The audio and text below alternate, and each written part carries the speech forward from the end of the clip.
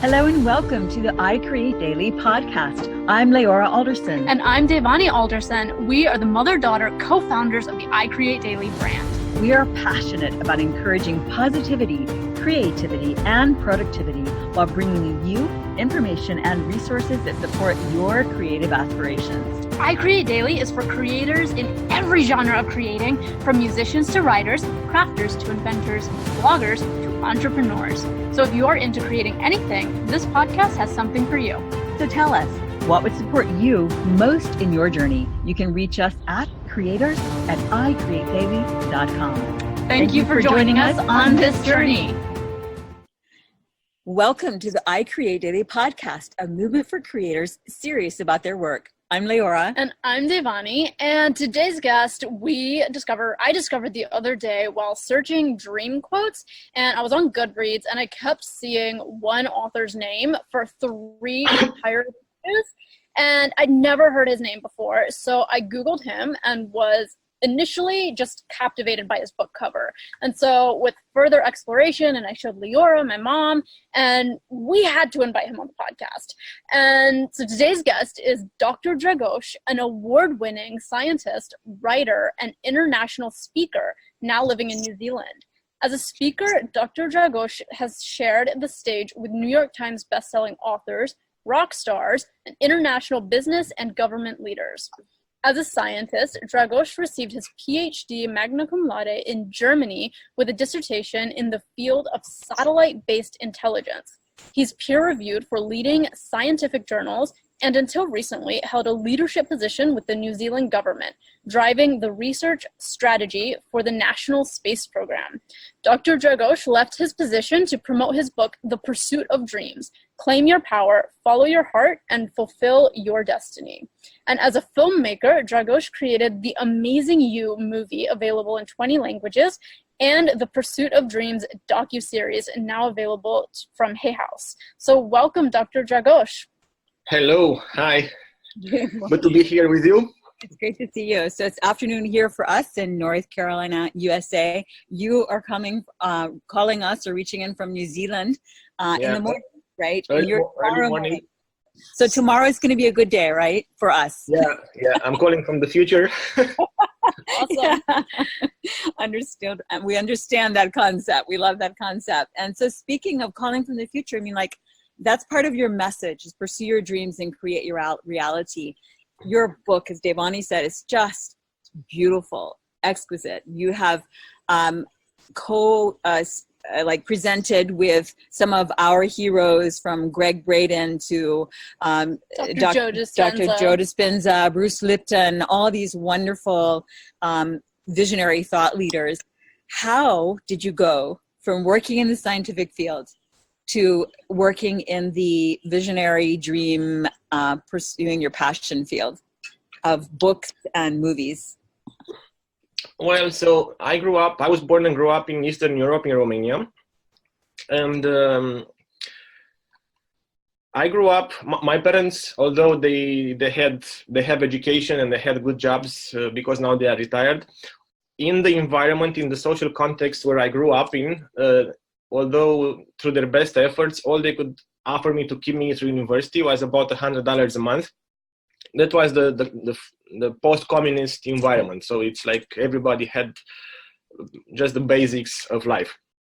And because there wasn't much to do for my 5 years of studies while I was pursuing my engineering degree, with this money, I spent many days and nights and weekends. I had nothing else to do, so I went to bookshops and I was reading everything I could get my hands on in terms of entrepreneurship, self-development, you name it. Everything in the non-fiction section I was just reading.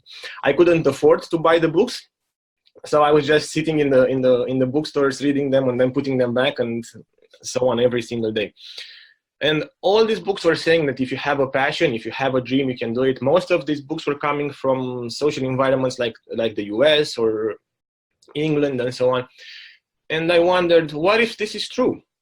Because nobody taught me growing up that my dreams can become a reality. I was on the path of you have to get a job, right, get a degree, get a job, stay in your line for as long as you can, retire, and you've made it through life. So I said, what all these books are saying about entrepreneurship, about making your dreams a reality, what if it's true?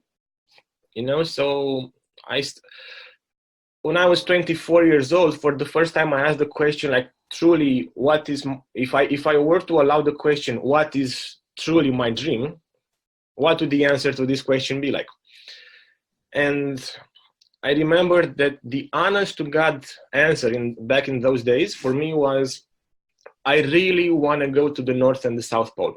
So leaving aside the voices of what do people say, leaving aside what my wallet was saying, leaving aside everything of what I was having in my circumstances, the answer was, in the heart of hearts, I want to go to the North and the South Pole. And that's how everything started, actually, because I said, you know what, I'm going to do two things. I'm not going to tell anybody what I'm doing. So I'm not going to speak to my friends, because I to be honest, I didn't have faith that, I can do it and that I can stand the pressure from the environment. So I just said, I'm going to be silent about this, and I'm going to work for 1 whole year, day and night, 1 whole year, trying any kind of idea that was legal and morally correct. I'm going to try to see if I can go to the North and the South Pole.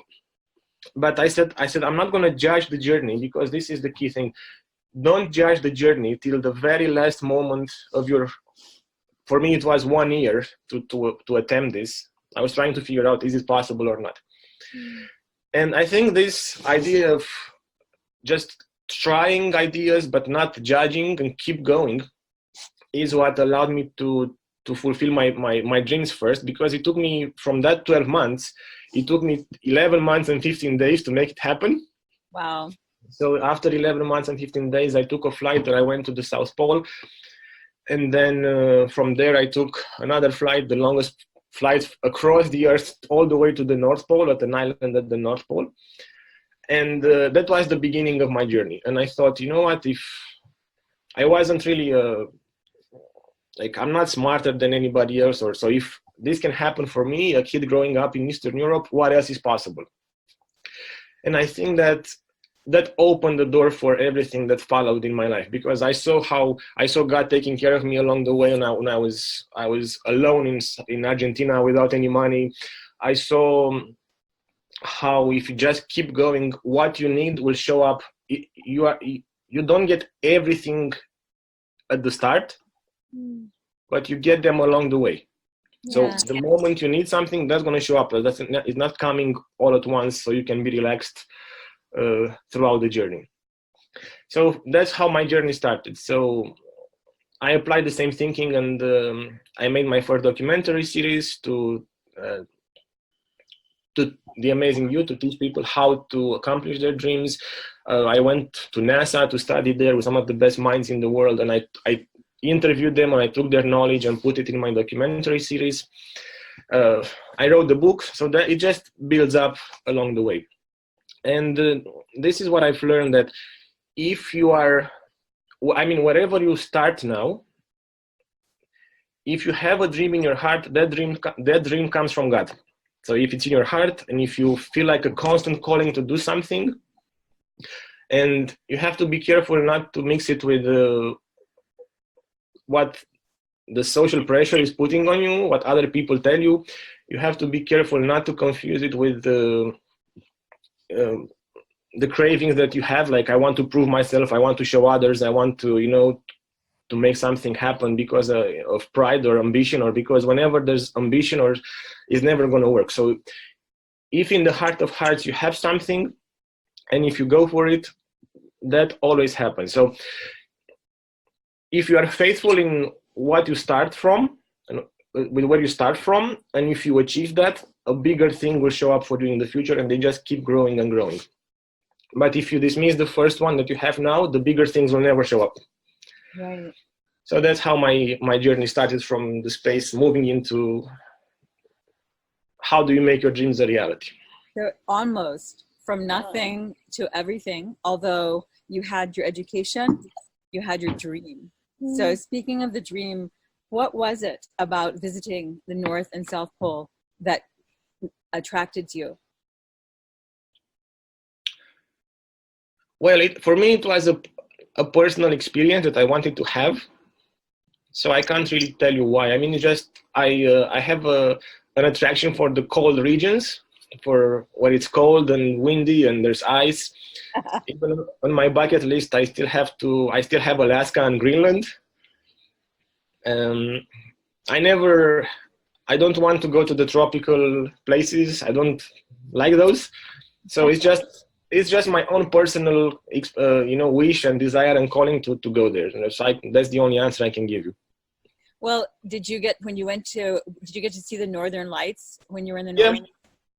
Yeah. And so what was the experience like for you? Was it as fulfilling as you had imagined? It was a great joy. I remember being at the North Pole. Well, you can't really go to the North Pole, like the 90 degrees, because it's ocean, but the furthest island close to the North Pole. And I remember I came out and it was extremely, extremely cold, like bitter cold. And I think I came out around midnight, and in the village I was at, there's polar bears. So I was watching the Northern Lights with one eye, and I was looking around me just to make sure there's no polar bears with the other eye. Wow. And I remember, so the experience was I just filled with joy. You know, when you don't care about, you don't want to tell other people, you don't want to, look what I've done. It doesn't matter. You just want to be there and, thank you God for making my dream come true, and just enjoy it. And when I looked at the clock, it's 3 hours have passed. It was 3 o'clock in the morning, and I said, maybe it's time to go inside. Yeah. You weren't completely frozen.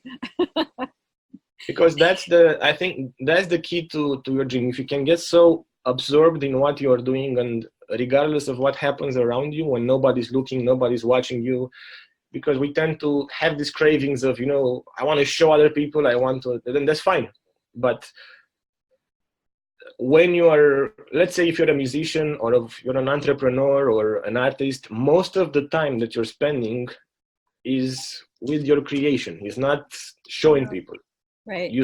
I don't know how much you spend to paint something. It's probably days or weeks to make a painting, but then you show it for a few hours in a gallery. So you have to be in the creative process. That's where your joy has to be, not in showing it to others. Right, definitely. Well, I think that's when there's the pure motivation. Right. You're not, the motivation then isn't so that you will gain significance in others' eyes, but rather so that you will be fulfilled in pursuing your own dreams from the inside out. So that makes sense. Maybe it will never come. So maybe that there's a high risk of having a goal external to say I want to, because sometimes it could take years to get there, in spite of what what we want these days, everything to happen overnight. Sometimes dreams still take years. Like for me, my dream with becoming an author, it took at least 10 years. Wow. Because I mean, as an author, first of all, especially in this field of empowerment, of supporting other people to discover and follow their dreams, and you have to have experience to have something to say. So if you're in your 20s and you just want to be a coach, or how can you help? I mean, do you have the wisdom? Do you have the life? Did life beat you enough to have what to say? And I mean, reading books is fine, but you'd be surprised that when the storms of life come, most of the things that you've read in the books, you just forget about them. Yeah, right. Yeah, you have to scramble to get out of it. So yeah, absolutely. Okay, and what about the South Pole? The South Pole, that was so I went from the South Pole was 24 hours of sunlight. The North Pole was 24 hours of darkness. South Pole was penguins and whales. North Pole was polar bears and Northern Lights. Wow. And that was.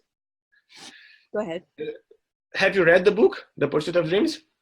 No, and we've only the sections in Amazon, so we've seen examples of it and sections of it, and your videos on YouTube. Yeah, we've seen so so wonderful, captivating videos, great short clips that are very poignant. which all of which we will link to. But yeah, and your book title for our audience will of course link to that: The Pursuit of Dreams, Claim Your Power, Follow Your Heart, and Fulfill Your Destiny. So the entire story is in the book, like how I started from basically just I had only an idea and a big desire and nothing else, just a laptop, and it was tears of joy when I got there. Like I finally arrived home, although it was the furthest point on earth. Right. Do you think, what is your sense about what the amount of joy that you experienced, the joy that you experienced? Was it more from arriving at the location? In other words, was it the location experience, or was it more the fulfillment of the fact that you did something very difficult that you wanted to do? I think it's probably both. So back then I was only starting, so I didn't know what I know now. And to be honest with you, I was in a constant battle to keep going because I had hundreds of rejections and it was heartbreaking along the way. So I didn't know that, if you keep persisting, it will happen. I just had to close my eyes and keep going regardless, because I wasn't like this, I had so much faith, I'm just going to keep going because it will happen. I hoped it will happen, but that was the end of it. So when actually it did happen, it was both. I was happy it happened, and I was happy that I could, eat the fruit of my work in the end. But I know, I realized that, when you interview people, they all put a face of, I was confident, I believed, and so on. But the reality is, when nobody's looking, you begin to wonder, is this really happening, or but the key is you shut those voices and you keep going. Yeah. Did you always have the faith element in your life, the trusting God and that element, or is that something you discovered on the journey as well? Or was that just part of your growing up in your culture to have that inner faith? No, I didn't have it. I learned it along the way. So faith is something that you learn from, is you take a small step of trust and see that things begin to align and show up for you. You take another step, and that's how you learn. So, and it's not that you learn it once and then you can apply it, because the more you grow in faith, the bigger the challenges that come your way. So it's not like it gets easier, because the fight keeps growing as you fulfill a dream.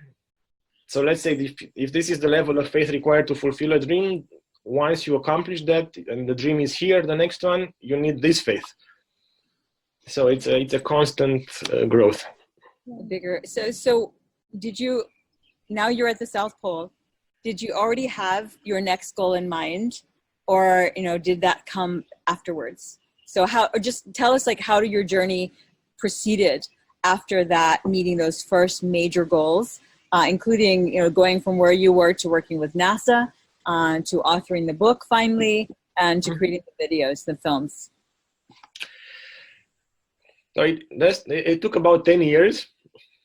So it's a slow, long journey. But no, for me, the South and the North Pole were the very first steps. So I had no idea if it's possible. I had no idea how to walk in faith. I had no idea even of my spiritual beliefs. I had no idea about anything. Because growing up in a post-communist country, I wanted nothing to do with religion or nothing like that. And also being educated as an engineer,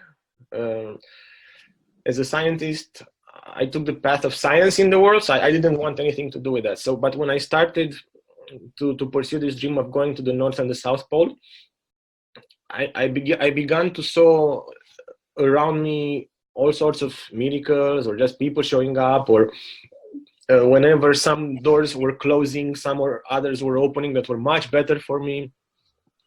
And I began to wonder, what was this, how can this be? So I remained open to learning.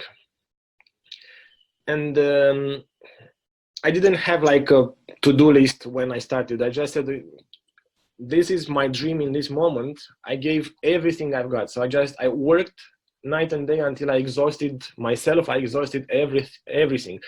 So the moment I exhausted everything, that's when it happened for me. It doesn't have to be this way, but that's how it happened for me.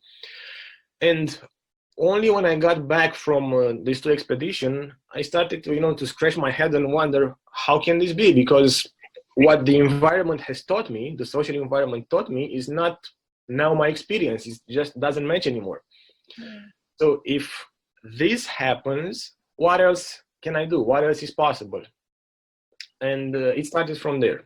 Then I finished my Ph.D. in Germany. I started working on the movie, and I grew in faith step by step.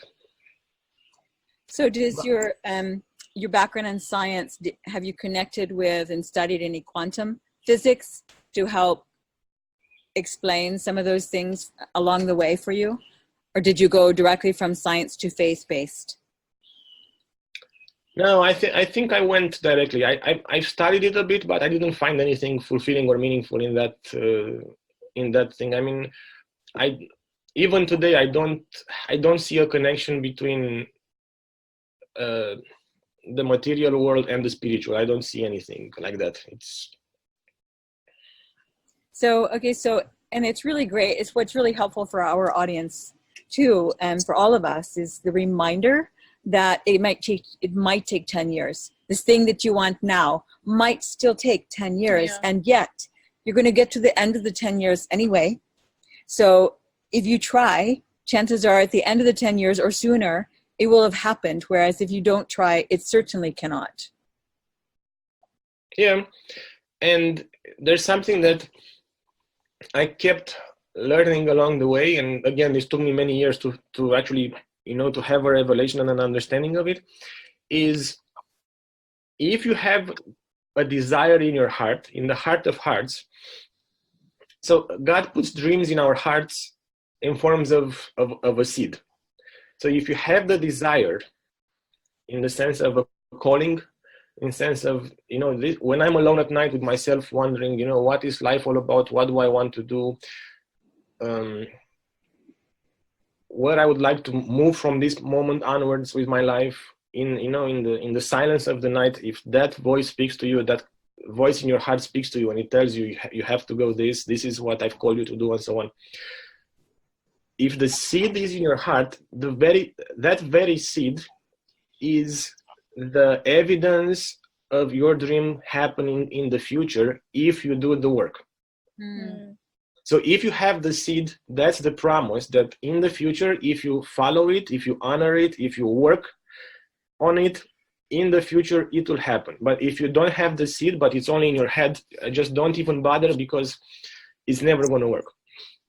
So, how many of us would like to know from the very beginning, will my dream happen or not in the future? Right. Before you spend the money, before you do the work, before you break your, you knock your head on the walls. This is how you know if it's in your heart in form of a seed.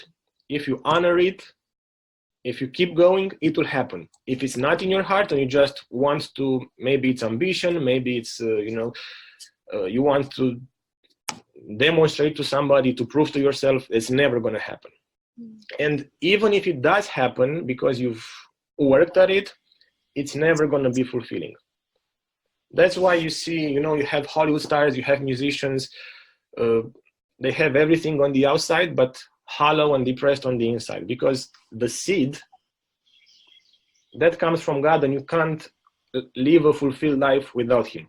That's the truth of the human being.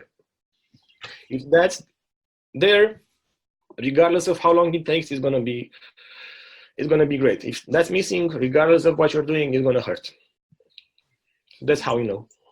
So how did you go from, so again, continue on the journey and take us with you. So again, you return, I presume, to Romania after your voyage, your expeditions to North and South Poles.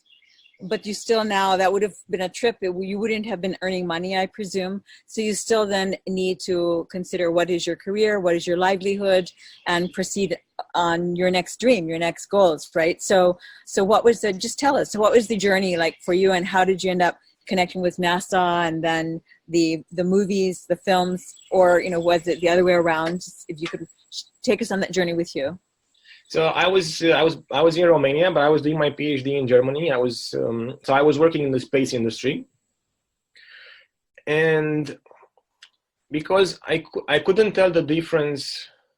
I still, even though I went to the North and the South Pole, I couldn't tell the difference between what dreams that I have will become a reality and which ones will just fail. I couldn't tell them apart because I had many ideas. I had many things I wanted to do. And plus, on the other side, being a scientist and an engineer, a skeptical in the sense, I said, look, I don't want to go into this, spiritual, new age kind of, even religious. I don't want any of that. I want to understand the scientific part. I want to see who are in my view, who are the most respected individuals that I can trust in their credibility to learn from them. And I thought, well, if these people from NASA, they put robots on Mars, if they send astronauts into space, if they've done what humanly seems impossible, maybe there's something I need to know. Maybe there's something I have to learn from them. So I realized, well, I'm gonna create a documentary movie while I'm teaching others how to fulfill their dreams, because I get the knowledge from them. In the same time, I'm going to learn myself. Because I wanted to know, what does it take? Like, what is the mindset? What drives somebody to work for decades and just knock down barrier after barrier after barrier to become an astronaut or to my surprise, regardless if it's a rock star or if it's the first woman astronaut from Iran, the first Iranian woman astronaut, who is an incredible woman, they all said the same thing, that I had this inner desire, this inner calling to just keep going. And so Anousheh Hansari, she is the first, I think she's probably the only Iranian woman astronaut. She said to me that when she was 7 years old, she walked outside her house in the desert of Iran and she saw the stars above her head and she said, wow, that's so cool. One day I'm going to be there. And do you know how long it takes for her to become an astronaut? No, how long? She flew into space when she was 40 years old. Wow. So she kept going for 33 years in spite of her being in a country that doesn't have a space program, being in a country that usually is not, Iran is in the Middle East, and we all know the politics. And she flew into space at 40 years old. And that's something I can promise you, unless that desire comes from the deepest part of your spirit, it's humanly impossible to pursue it for 30 plus years. It's just, you give up along the way. Yeah. That's a powerful message. And what we love about the story too is that you had never made a film before. Right. And so your story kind of followed a lot of that similarity of, like, you just had these massive dreams, and it's not like you were you didn't come from this background of traditional film or movie making or any of that. I learned along the way. Exactly. Yeah. So, I mean, this is so important for our audience as well. And that's the concept that doesn't matter if you don't already know how to do something, if that's what you want to do, or if that's the next step to what it is you really want to do, then you can simply learn it, right? Yeah. But so there's two things. There's, first of all, is the what, which is the foundation, like, what do I want to do? But then the next step is the how. But people kind of mix it. Oh, I want to do this, but I don't know how. Well, I never knew how to become a writer. But there's something that is not being taught in these days, is it takes effort. Right. Yeah. It takes effort. I mean, if it takes effort and work, doing the grind day and night. It's not, I mean, if you want cheap stuff, it happens, but it's cheap and it's, Yeah. but the dream doesn't come cheap. You have to pay the price for it. And so, I don't think I can stress that enough. Yes. No, we agree 100%. And so, but there you are, like, that's your dream, is to, I'm going to create a film and learn from those people who seem to be the reputable leading experts in this consciousness. But then, okay, now you have to teach yourself how to do the film. You have to make the connections. Like, it's not so easy necessarily to just walk into NASA and interview, the chief of NASA, or the CEO, or to access these celebrities, who have so many people wanting their attention, So how did you proceed with that? Well, here there's two things. It's the internal motivation for doing something, and there's also the approach of doing something. So one is inside and one is outside. In order to have this process in place, the intent and the motivation of the heart has to be pure. So because if there's anything, I want to go back a bit before answering your question.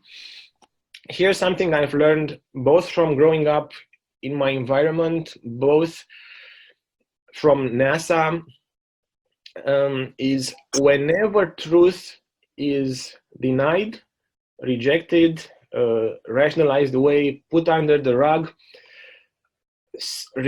something bad will happen along the way. So truth must be, the honesty and truthfulness has to be the foundation of everything that you are doing. Whether it's the truth in your heart, in your being, whether it's the truth in what you are doing, or speaking, or doing to others or with others, truth has to be behind everything. Because the moment you've derailed from the truth, something bad is going to happen. To give you an example, growing up in Romania has one of the highest alcohol abuse rates in the world. Yeah, so I didn't really understand, why is this happening? Why do people have these destructive behaviors?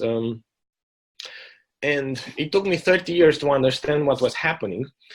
At 30 years old, I went to NASA, and I got the chance to be mentored by the person who built Hubble Space Telescope.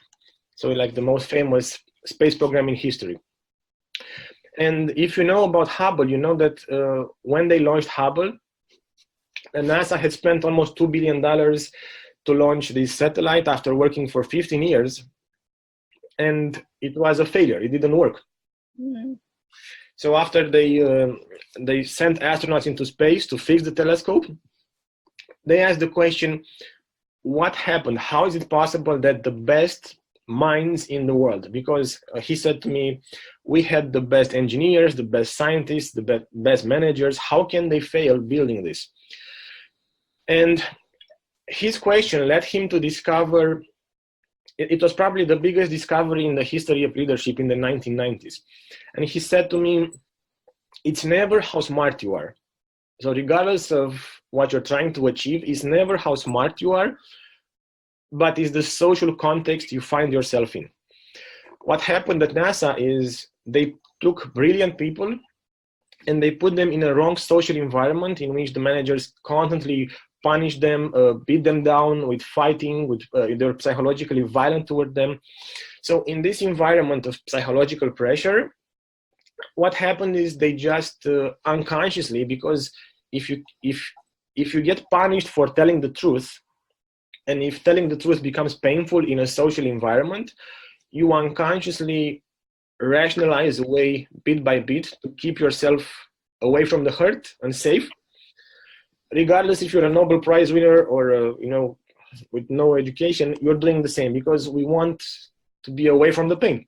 Mm-hmm. So what happened is, because of this environment, they just rationalized away pieces of truth along the way. And one mistake that they've dismissed was small enough to be ignored, but big enough to destroy this $2 billion project. Wow. So she said, whenever truth is, this is what happened back in Romania. Because of the environment of communism, in which people couldn't trust each other anymore, if you spoke about freedom, if you dared to open your mouth about, whatever the government or the Communist Party deemed or judged as the wrong thing against the environment, you could end up in the worst kind of dungeon or jail or beaten up, or horrible things happened back in those days.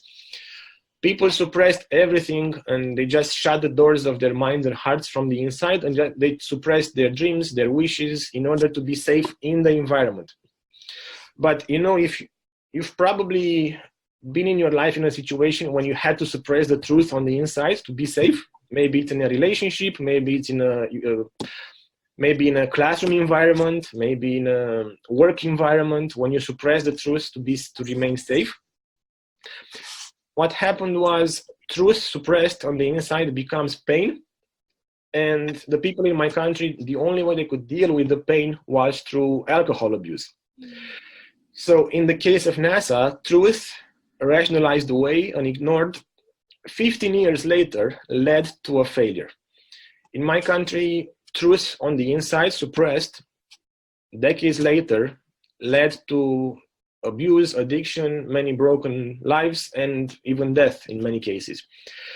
So when it comes to following your dreams, building a career, building something, truth has to be behind every single decision along the way. Whenever truth derails, you've gone off tracks, and it's going to be a problem. So to answer the question of how I reached these guys, first of all, the intent of my heart were always pure. I want to make this documentary series, and this is what I have.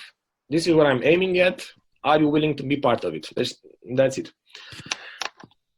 Now, externally, how to go about it? This is something I've learned from Silicon Valley. You have to learn to build yourself super credibility. Now, as human beings, in our minds, each of us has a line of credibility and a line of super credibility. Meaning that whenever I tell you something, I have an idea to do this, if the idea falls under the line of credibility, you just dismiss the idea, you dismiss me together with it. Like if I'm going to come and say to you, I'm going to fly to the moon on a balloon, this guy is off the tracks, and, dismiss it. If the idea goes above the line of credibility, then you can maybe, give me a chance, or I'm going to hear you more. But if you line up behind you the people, organizations, brands, whatever you want to build, and you reach above the line of super credibility, that's when people trust in you, and they are willing to help and give you what you want. So I just started off, you have to apply wisdom in what you're doing. So it's really hard to get from, I'm a nobody. I was just a Ph.D. student back in Europe. I had nothing more than that. So I realized if I want to go to the best-selling authors and to NASA, I have to build my way up there. So I just started with, I knew a person who was a former astronaut, and he was from the UN, from the United Nations. And I said, would you like to be part of the project? And he said yes. So now there were two of us, and it was me and this project this person who is from the UN. So when I went further to NASA and to higher and higher, you just build it along the way. But it's impossible to just you can't jump the staircase. Yeah. Right, that makes sense. Yeah. That's really beautiful. So yeah, that's such a good, and again, it ties in with what you started saying in the beginning, and that is you just work your way there one step at a time. Yeah. We have a quote that we use often here because it's so relevant, like your story, and that is, it is in the journey that the way becomes more clear. And you cannot know and you cannot see, what's around every corner, every turn of the bend, but you just keep going. And then, like you said, new doors and opportunities open to you, and you continue in the direction of truth and pursuing your passion and representing that integrity. And that's what you attract to you as well. Yep. So but you still haven't done a film, and you're making these connections, and you have to learn and teach yourself all about how to make the film, how to publish it. Did you even start your interviewing process with the notion that you're making this film series, or at that point was it I'm going to write a book? Like, did the idea for the book or the film come first when in this journey?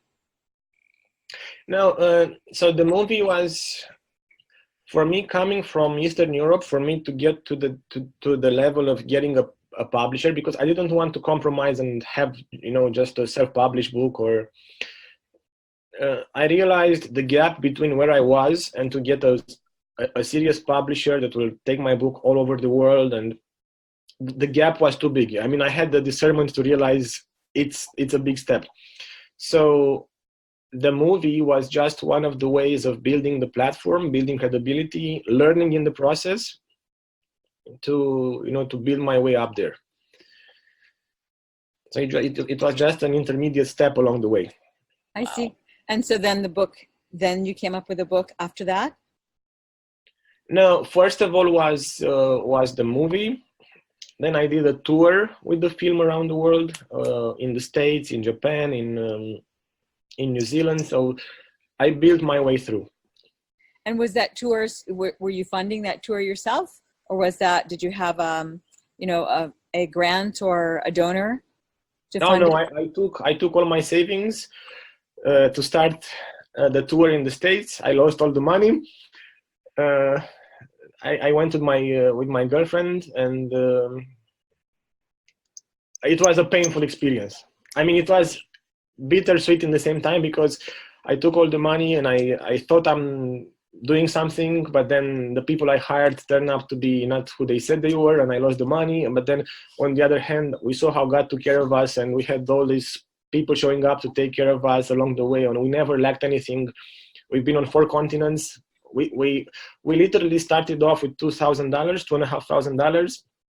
We went to a church in Romania one day, gave away all our clothes to the poor, and jumped on a plane, went to LA with $2,500 together for 3 months, which, as you know, is not enough. If you don't have a place to stay, if you don't have a rental car, if you don't have, it's just nothing.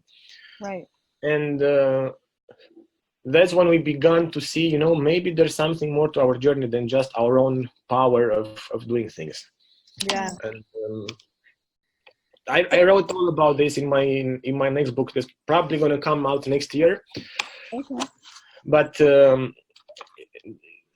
no, I had no idea what. I just we closed our eyes, we jumped, and it was bittersweet, because while our own efforts failed, we saw that in the same time God took care of us, and I learned to rely more on Him than on my own wisdom and experience,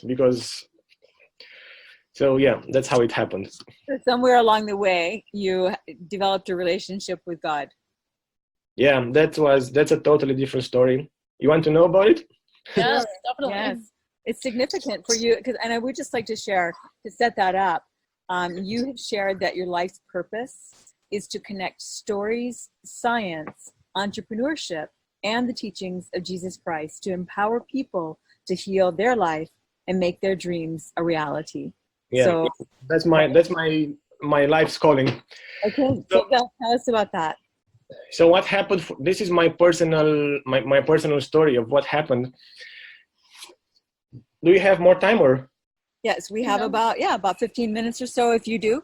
Oh, okay. Yeah, that's fine. Okay. So what happened for me is, from the beginning, so I grew up during the last years of communism, and as we moved from communism to whatever stuff we called it democracy, but it wasn't really, because the mindset just kept going. So although on paper everybody's a Christian, people just did their own thing. So what happened during communism is the government, in order to control and to break society, because this is what they are doing, to break the human connection, like an honest, truthful connection. What happened was they removed, one of the many things they've done is they removed the priests from the churches, and they put their own spies in place. So the moment somebody would go to confession, you're not repenting in front of God, but you are pouring everything to the government. So can you imagine this? So what happened was this broke all confidence and in the church, in the system, and in everything. So you couldn't know what to trust, who to trust with. It was just so for that reason, growing up in this environment, I've never been to church. My parents never took me to church, probably maybe to protect me, or we didn't want to do anything with that. So in my early 20s, because I think as any human being, you're looking for something more, looking for, is there something more than just this life? I settled in my mind, look, I don't want anything to do with Christianity.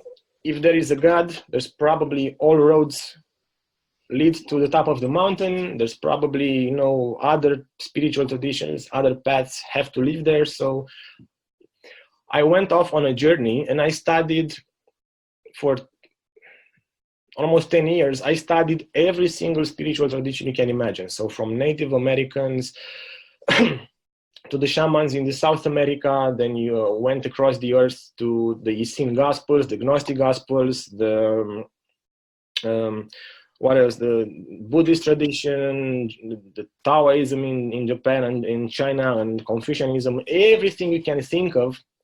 Spent 10 years studying, practicing.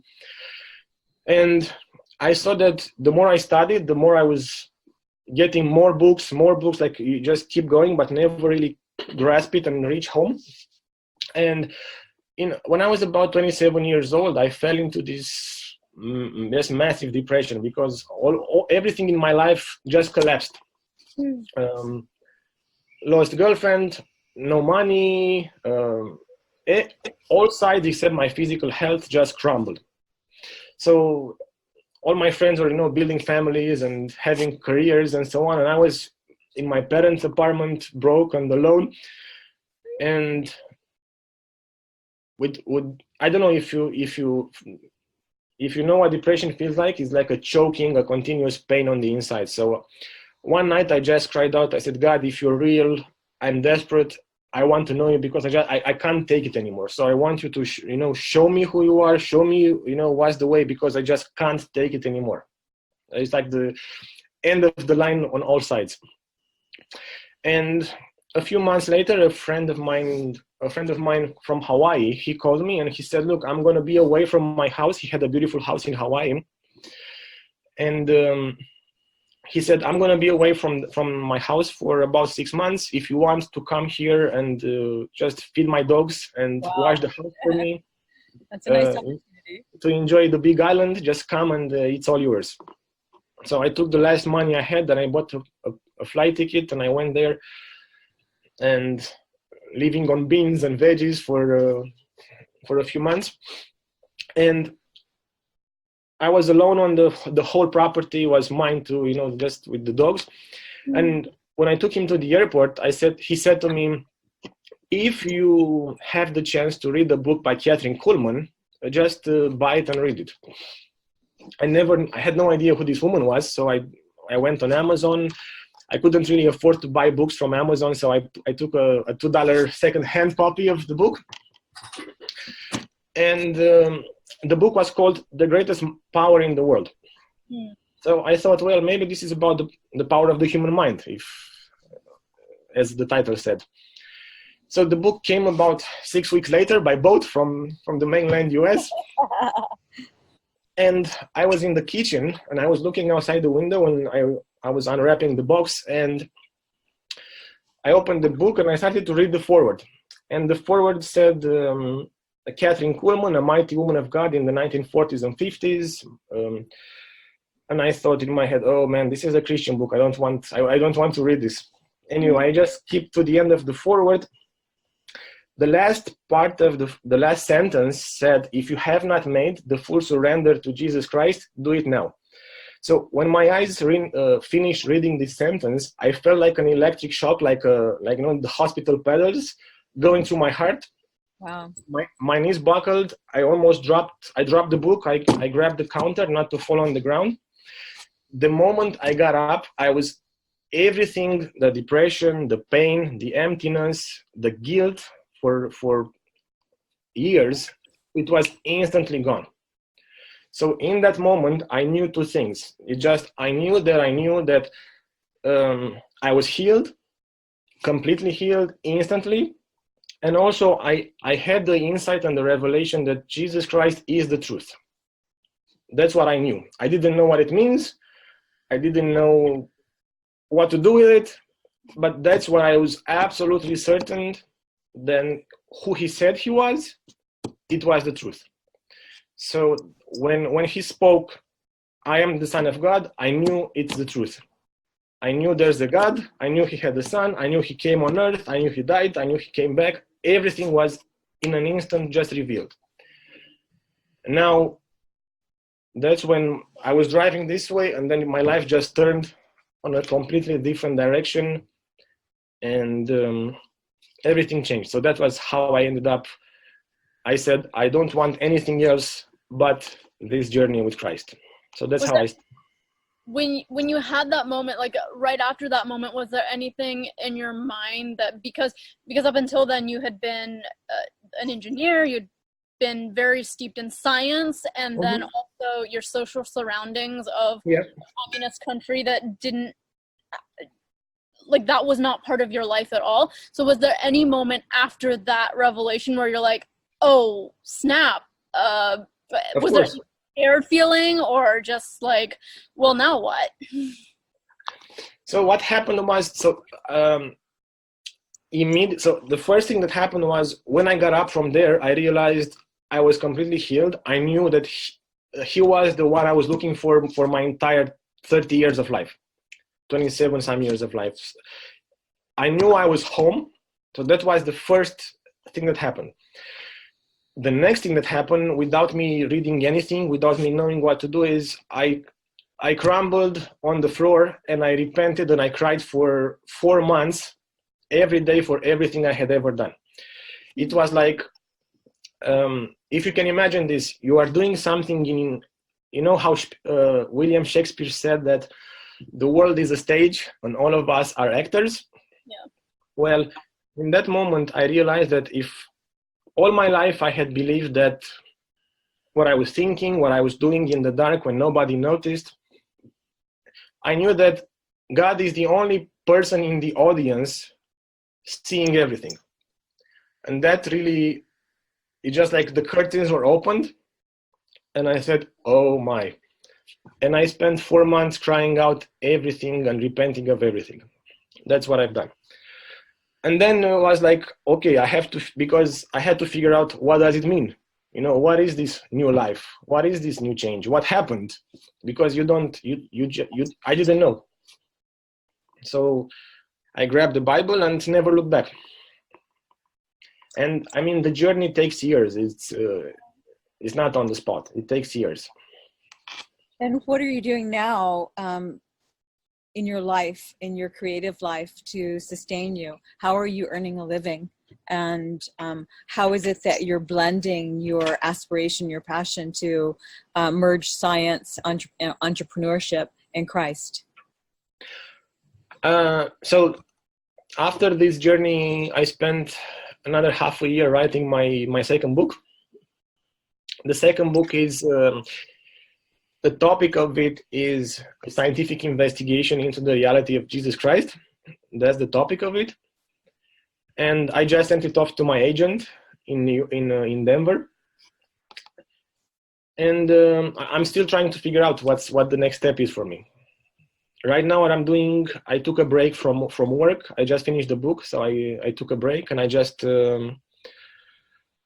study.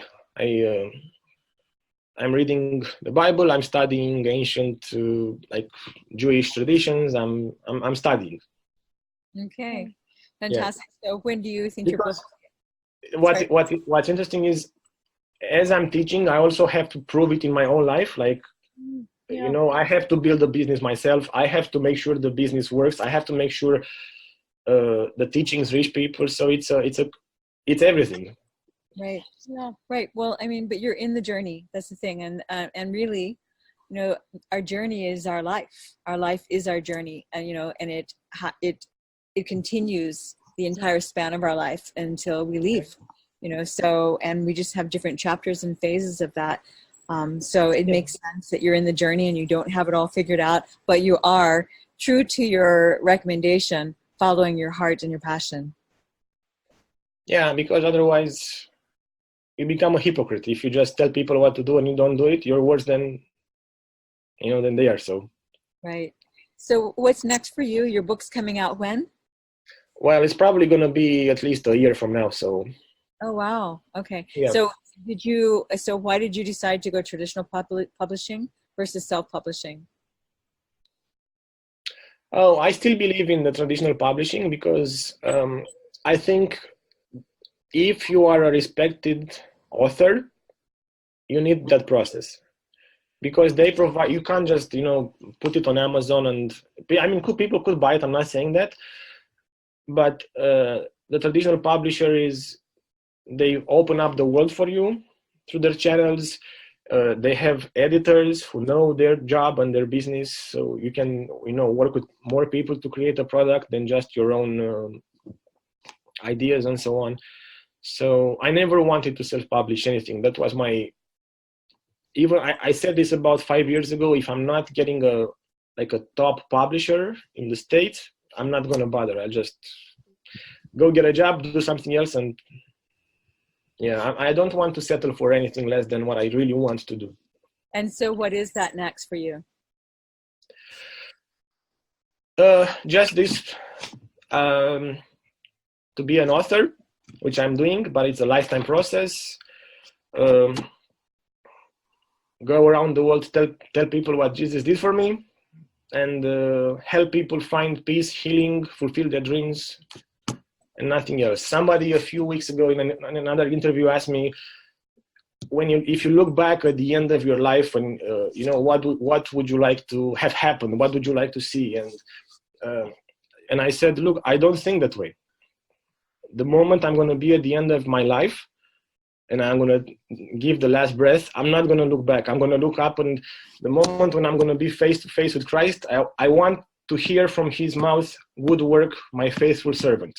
I don't care about what's behind.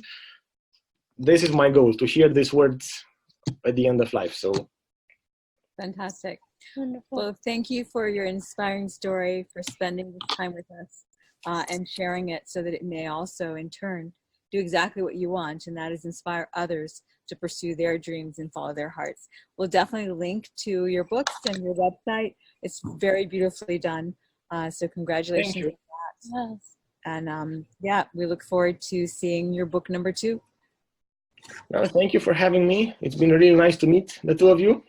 Thank you. Thank you. All right, we'll keep in touch and talk to you soon. All right. Thank you. Bye. Bye. Thanks so much for joining us for the I Create Daily podcast. Please let us know what creatives you would like us to interview and what topics you would be interested in hearing more about. And if you enjoyed this show, please leave a review on iTunes. We value your feedback. We read all the reviews, and it just helps us get the word out on the I Create Daily podcast. Thank you so much. Thanks so much.